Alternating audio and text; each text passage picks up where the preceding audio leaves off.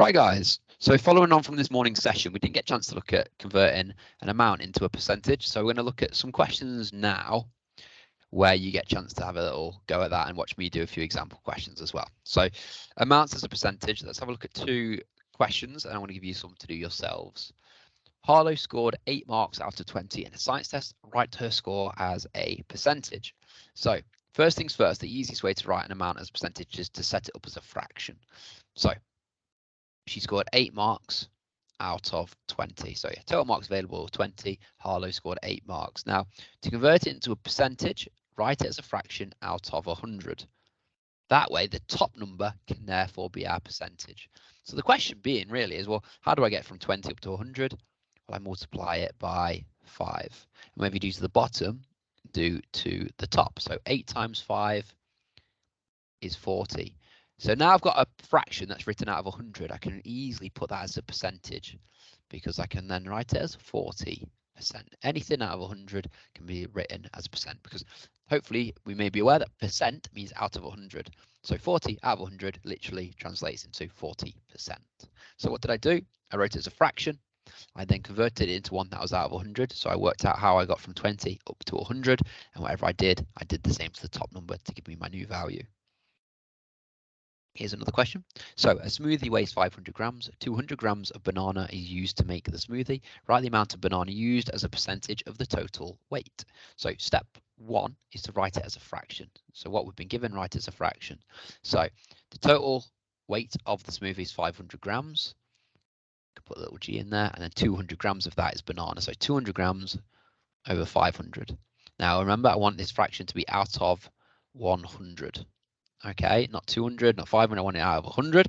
So I ask myself, how do I get from 500 down to 100?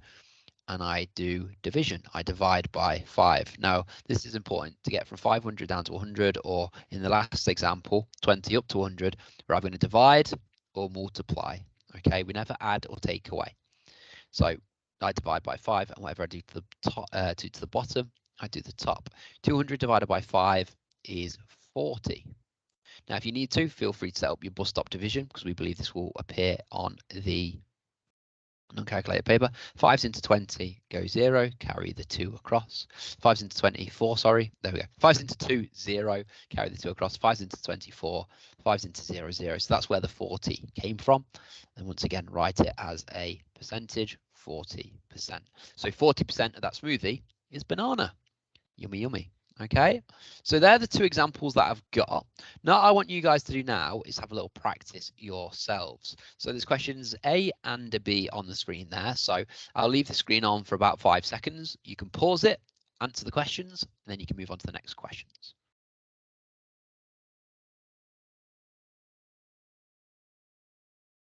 Here's the next question. This is a bigger question. You need to convert and compare two percentages. Once again, I'll leave this on the screen for about 5 to 10 seconds. You can pause the screen, work through it, and then you can check your answer in a moment.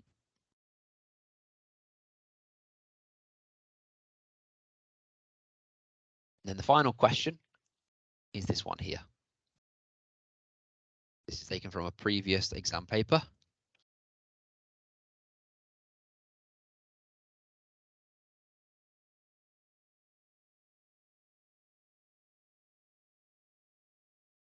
There we go. So hopefully, if you've paused it and given them a go, you've had a chance to practice and work through those questions. I'm now going to go through each one. Now, what I've tried to do is give you a bit of variety so you get to see how it could be asked in an exam. What is 70 out of 200 as a percentage? So 70 out of 200, that is my initial fraction. I want it out of 100, remember, that's what I'm working towards. How do I get from 200 divided to 100? I divide it by 2. Whatever I do to the top, whatever I do to the bottom, I do to the top. 70 divided by 2 is 35. Therefore, my percentage is 35%. That's your answer for question 1. So that was only worth 1 mark. So bear in mind, these aren't worth loads of marks, but you want to try and pick up as many as you can. Billy had 50 sweets. She ate 32 of them. What percentage of the sweets did she not eat? So first things first, let's work out how many she didn't eat. So if I do 50 and I take away 32, I'm going to be left with 18. So she ate, or she did not eat, 18 out of 50 sweets. That's step one. Now remember, I want it out of 100. So there we go. How do I get from 50 up to 100? I times it by 2, and I do the same here. 18 times 2 is 36. Now I've got that value above 100. That can be my percentage, 36%. So quick recap on that question. I worked out how many sweets she didn't eat because that's what the question cares about. I worked that out. I wrote it as a fraction, and then I converted it into 1 out of 100 to get my 36%. So read the question carefully. It really does help guide your thoughts and your process when answering these sort of percentages. This one's quite a biggie, so let's take our time. Harper scored 18 marks out of 25 in a maths exam. She also scored 140 marks out of 200 in an English paper. In which subject did she achieve the higher percentage of marks? So what I'm going to do here is actually do like a little subheading. So maths over here, and then we can do English over there, and then we can do that comparison. Okay, so in maths, she scored 18 out of 25. Okay, there's my fraction. I want it out of 100. So I ask myself, how do I get from 25 up to 100? I times it by 4, and I do the same to the top. So 18 times 4. Now, in an exam, if you're unsure, use your multiplication method. So 18 times by 4. 4 times 10 is 40. 4 times 8 is 32. 40 add 32 is 72. So in maths, 72%. Oops, that's a really dodgy percentage symbol. Let me fix that. I kind of got excited and started thinking about the next question. 72%. There we go. So there's my answer for that one. So the examiner will be like, boom, okay, already got a mark. Good stuff. Let's have a look at the next one. So English, 140 marks out of 200. So 140 out of 200. Important here to work out what we want to do. Well, we want it as a fraction out of 100. So we're moving across to 100 now. How do we get from 200 down to 100? I divide it by 2. Whatever you do to the bottom, you do to the top. 140 divided by 2 is 70. What is my percentage then? Well, it's going to be a lovely 70%. So far, so good. I actually now need to answer the question, in which subject did she achieve the high percentage of marks? Well, what's bigger, 72 or 70? 72%, which is maths. So the examiner is essentially going to be looking for 3 things. You're going to be looking for 72% and 70%, but also the fact you've answered the question by stating maths. So literally, I've seen plenty of mark schemes now. The mark scheme would be something like this: maths, 72%, something along those lines. Okay. So that question involved you having to do 2 percentage amounts and then do the comparison. This final question. Liz has a £20 voucher for an online music shop. She buys 10 songs costing 80p each. What percentage of her voucher has Liz spent?